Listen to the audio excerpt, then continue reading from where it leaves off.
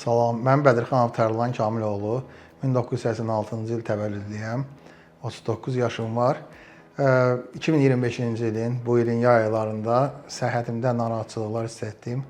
Ondan sonra müxtəlif analizlər keçirildi və analizlər nəticəsində məlum oldu ki, kreatin dərəcəsi qanda yüksəlib və böyrəklərdə yığılma halı baş verib, xroniki böyrək xəstəliyi diaqnozu təşxis edildi. Ondan sonra təbii ki, həkimlərə müraciət etdik.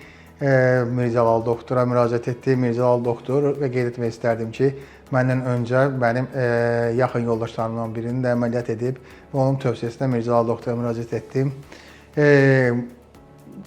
Mirzəlal doktor tövsiyə etdi ki, yaşımı da nəzərə alaraq ən gözəl seçim böyrək köçürülməsi ola bilər.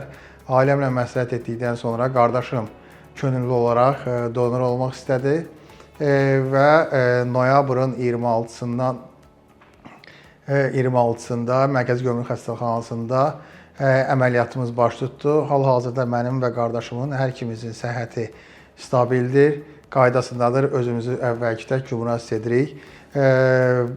Buna üçün başda Bəxtiyar həkim olmaqla Mirzəlal doktora, Şəbnəm xanıma, qardaşımı əməliyyat edən Kamran doktora və bütün Gömrük Xəstəxanasının kollektivinə ilk öncə təşəkkürümü bildirirəm.